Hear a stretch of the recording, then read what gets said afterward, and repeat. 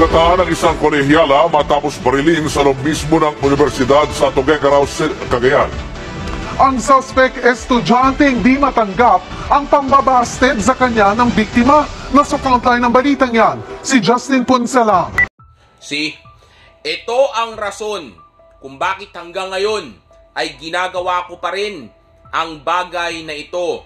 O ito ang rason kung bakit hanggang ngayon ay nagsasakripisyo pa din ako para lang matulungan ang mga kalalakihan sa mundong ito. Kasi nga, napakaraming beta male, napakaraming mga simp, mga beta male simp na, kaya lang naman sila nagkaganyan ay dahil bulag sila sa katotohanan. O sabihin na nating araw-araw kasi silang binibrainwash ng media, ng mga tao, o ng society natin. Kaya tuloy, yung mga ganitong klaseng mga kabataan, ang akala nila ay tama na makipagrelasyon sa babae. Lalong-lalo na sa murang edad pa lang. O sabihin na natin, habang hindi pa sila ganun ka-successful, o ganun ka-knowledgeable, o sabihin na natin, hindi pa sila ganun ka-experience pagdating sa babae, at sa pakikipagrelasyon, o hindi pa ganun kaganda yung buhay nila, wala pa silang alam sa babae, at hindi pa nila alam kung ano ang tama at mali pagdating sa dating. Nakikipagrelasyon na sila kaagad. Kaya nga, ano bang palagi kong sinasabi sa inyo? Mag-ingat kayo sa mga pinapakinggan ninyo. Mag-ingat kayo sa mga taong nag-a-advise sa inyo. Mag-ingat kayo sa mga bagay na pinapanood at nilalagay ninyo o pinapasok ninyo sa tenga ninyo. Dahil nga kung ano yung mga mensahe at itinuturo nitong mga tao na ito o mga bagay na ito yung papasok sa utak mo at kokontrol ng buhay mo. Kaya dapat alamin mo kung tama ba ito o mali.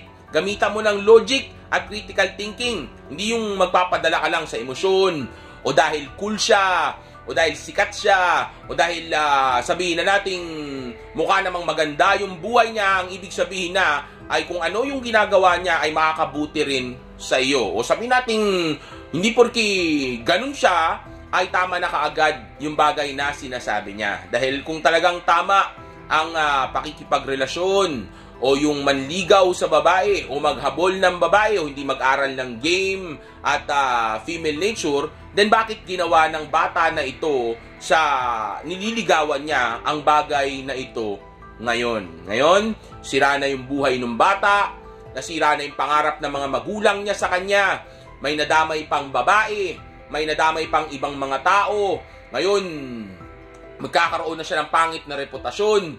Ngayon, may gastusin pa sila. Ngayon, maaring makulong pa siya dahil lang sa bagay na ito. Maaring may mangyari pang hindi maganda sa health ng babae na binanatan niya, o sabihin natin ginawa niya ng hindi maganda sa mga oras na ito. Nang dahil lang, nabasted siya. Hindi siya alpha, hindi siya masculine, kaya hindi niya kayang tanggapin yung failure, o sabihin na nating rejection ng babae sa kanya, o sabihin na nating napaka-emotional niya kasi. Pero kung aaralin lang niya ang female nature, at aaralin niya yung game at yung alpha mentality, o yung mga bagay na itinuturo ko sa inyo, then panigurado yung lalaki na ito, kung sakali man na ma-reject siya ng babae, panigurado magagawa niya itong tanggapin kaagad at gamiting motivation para wag huminto sa bagay na gusto niyang makuha sa babae man na ito, o sa ibang babae, o sa ibang mga bagay. O sabihin natin, magagawa na niyang mag-walk away at mag-improve na lang ng buhay niya, o tanggapin yung failure nang hindi siya nagpapadala sa sakit o sa emosyon na mararamdaman niya dito. Okay, dahil nga, syempre, mas maayos na yung pag-iisip niya. Alam niya na kung ano yung tamang gawin. Okay, hindi katulad sa ganito, na hindi niya pa alam yung game, hindi niya pa kayang kumuha ng iba, ito lang yung kaya niyang makuha. Ang sabi kasi sa kanya, okay lang daw makipagrelasyon, okay lang daw habang bata, nag-girlfriend ka. Kaya ngayon, akala niya okay lang na ganun, kahit na wala pa siyang alam, kahit na hindi pa siya nag-aaral ng dating, kahit na hindi niya pa na-improve yung buhay niya. Kaya nung na-reject siya, diba? Ganito ngayon yung naging reaction niya. Kung nag-aaral siya ng game, at nagsi-self-improve siya, baka hindi na siya manligaw ng babae. hayaan na lang niya na yung babae ang lumapit sa kanya. Katulad ng bagay na ginagawa ko ngayon at pati na rin ng mga GNL na nakikinig sa akin. We don't chase, we attract. Yun ang ginagawa namin. Hindi kami nanliligaw, kundi kami mismo yung nililigawan ng babae, lalong-lalo na pagkatapos na may mangyari sa amin. Yung babae pa mismo ang maghahabol ng relasyon. Pero yung bata dito o yung lalaki dito na involved, siya na yung nanliligaw, wala pa siyang nakukuhang relasyon, hindi niya pa natitikman yung babae, pero ganito patuloy yung nangyari sa buhay niya ngayon. O, di ba? Dahil lang wala siyang alam. Dahil nga, ang bagay na ito, itong mga katotohanan na itinuturo ko sa inyo about female nature and game, ay itinatago sa ating lahat. Pero sa oras na malaman mo ito, panigurado, hindi ka na magkakaroon ng problema pa sa babae. Kaya napakaraming mga tao dyan na, at saka institusyon na pilit na pinipigilan ako. Kasi nga, sikreto ito. Ayaw lang malaman yung female nature at ayaw nilang ituro ko sa inyo yung game. Dahil nga, pag nalaman ninyo yan, malamang sa malamang, wala nang makikipagrelasyon o magpapakasal sa babae dahil nga makukuha na natin yung gusto natin sa kanila nang hindi natin kailangan mag-deal sa bagay na negatibo tungkol sa kanila. Pero tungkol sa pagpapamilya, kahit paano, we can still consider that. We can still consider na magkaroon ng mag-settle down someday, right? But just no marriage, no commitment, o sabihin natin walang relasyon. Okay? Kaya nga, ayaw na ayaw nila sa akin. Tignan mo ginagawa ng mga tarantadong yan, di ba?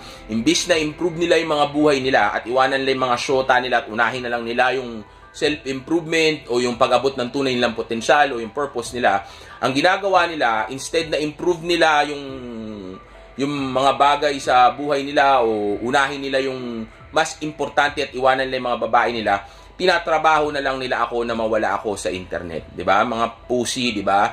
Mga supot na nilalang, 'di ba? Mga malalambot na uhuging tanga, 'di ba? Na instead na baguhin na lang nila at ayusin nila ang mga sarili nila, ang gagawin na lang nila ay patayin yung mensahero. Mga patahimikin nyo na lang kasi si Josh para wag na tayo mag-improve, para hindi na kailangan pang iiwan ko yung babae ko para lang mauna ko yung tunay kong potensyal. Kasi pwede naman dating, 'di ba? Pwede naman na lumalabas lang kayo. Pwede naman na paiba-iba rin yung dinidate mo. Bakit kailangan pang mag-commit? 'Di ba? Yun yung ayaw nila. Kasi yung gusto nila, mabuhay habang buhay yung pantasya ng commitment o yung pakikipagrelasyon o yung romance nun. Okay? Yung nakukuha nila doon. Yung gusto nila habang buhay na pinapaniwalaan nila yun. Ayaw nila na masira yung paniniwala nila doon na hindi sila kayang mahalin ng babae nila talaga ng totoo, na sa respeto nang gagaling yung pagmamahal nito, na ipergamos yung babae. Ayaw nilang masira yun. Okay? Kaya ang ginagawa nila, ipinagpipilitan pa rin nila yung kanila. Okay? So since against ako doon, well, hindi man ako talaga anti, pero since hindi yun yung gusto ko, at ganito yung mga itinuturo ko sa inyo, bagay na actually tama, okay? Since tama nga ito, okay? Itong mga ito, instead na magbago nga sila, ang gusto na lang nila ay mawala ako sa mundo. O hindi na ako makapagsalita pa ulit. O hindi ko na sabihin sa inyo yung katotohanan, kahit na tama naman ito. Okay? Dahil nga ang gusto nila ay yung kanila pa rin ang magtuloy. Yung pantasya na yun. Ayaw nilang masira yun. Okay? Ayaw nilang biglang magulat sila o masaktan sila na hindi pala tama ang pakikipagrelasyon. Paano to? May girlfriend na ako, di ba? Ayaw nila ng ganon. Instead na improve na lang yung sarili. Well, actually, may girlfriend ka na, wala kang magagawa. Diyan ka na, alam, may anak na kayo, di ba? Pero gusto kong malaman mo na hindi mo basta-basta makukuha yung alpha position o yung sabihin na nating tunay na respeto at pagmamahal dun sa babae na yon sa mga moment na yan. Bagay na pag-uusapan natin sa ibang video. Pero dito gusto ko lang pag-usapan natin kung gaano ka-importante ang baguhin mo ang mentality mo, magpaka-alpha ka, matuto ka ng game, alamin mo ang female nature, at sabihin na nating huwag kang makikipagrelasyon sa babae. Kumbaga, para sa akin, ang pinaka-pinupunto ko dito, o gusto kong tutukan natin o pag-usapan natin, ay kung gaano kasupot yung pagpasok sa isang relasyon o yung panliligaw nang wala ka pang alam sa babae. Okay? Kung hindi pa alam kung sino sila at kung paano sila dapat itrato o kung ano yung relasyon o ano yung tamang pakikipagrelasyon sa babae, dapat wag ka munang papasok sa ganyan. Huwag mong gagawin ng isang bagay na wala kang nalalaman. Huwag kang magpapasabog ng isang bomba na hindi mo alam kung paano pasabugin, di ba? O gaano kadelikado. Alamin mo muna ano yung mga tama, ano yung mga mali, gaano kadelikado, anong klaseng nilalang ba sila, ano yung mga gusto nila, di ba? Hindi yung katulad nito na wala ka pang kaalam-alam, di ka pa nga marunong manligaw, di ka pa marunong sa babae, di pa alam ko ano attraction at interest na level na dapat na makuha mo sa kanila. Tapos, yun nga, nanliligaw ka na kaagad, naghahabol ka na kaagad ng babae. And gaya nga sinasabi ko sa inyo palagi, yung panliligaw, simping yan. Okay? Kaya nga, karamihan o majority ng mga nanliligaw ng babae, hindi sila nagtutuloy o hindi sila nagtatagal ng babae na niligawan nila. O kadalasan busted o kung sagutin man, mayiging sila pero hindi rin magtatagal o iba magkakaanak pa, iba mag-aasawa pa o magpapakasal pa sila someday pero still maghihiwalay pa rin. Dahil yun sa foundation na weak na mayroon sila. Dahil nga yung lalaki, umpisa pa lang, siya na ang naghahabol sa babae. Siya na yung nanliligaw. Okay? Kumbaga, never niyang naipakita sa babae na siya yung prize. Okay? And sa sitwasyon na ito o sa issue na ito o sa pangyayari na ito, ganyan yung nangyari dito. Okay? Kumbaga, nagmukhang naghahabol yung lalaki. And also at the same time, hindi rin natin alam kung gaano ba attractive yung lalaki kasi hindi niya inuuna yung hindi naman natin nakita. And also at the same time, panigurado, hindi niya inuuna yung self-improvement niya. O, di ba? Dahil panliligaw agad Diba? Ito yung sinasabi ko sa inyo sa mga relationship boys. Yung mga batang kaagad, ang gusto ka agad asawa agad, pusi agad, relasyon agad. Ito sila, mga emotional. Kasi hindi naman nila liligawan o hindi naman sila makikipagrelasyon o asawahin yung babae, kundi sila in love. So, ibig sabihin kung in love siya, then emotional siya. So, kung emotional siya, then kayang-kaya niya talagang gawin itong mga bagay na ito. Magagawa at magagawa niya ito talaga kahit hindi niya gusto. Okay? Dahil kontrolado siya ng emosyon niya. Okay? So, instead na manligaw kayo at unahin ninyo yung babae o sabihin nating pumasok kayo sa relasyon o mambabae kayo nang hindi pa kayo marunong, mag-aral na lang muna kayo ng game. Nandito naman ako, tuturuan ko na lang kayo.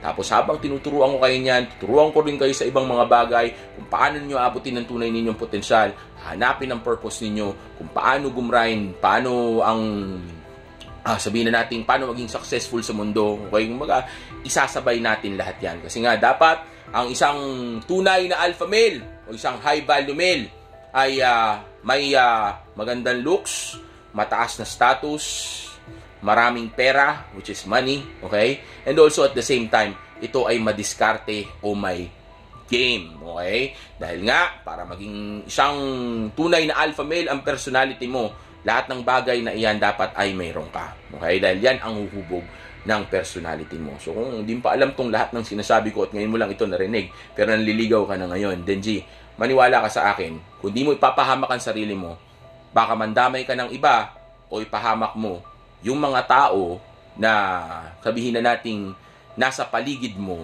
at lalong-lalo na yung mga tao na nagmamahal at umaasa sa iyo.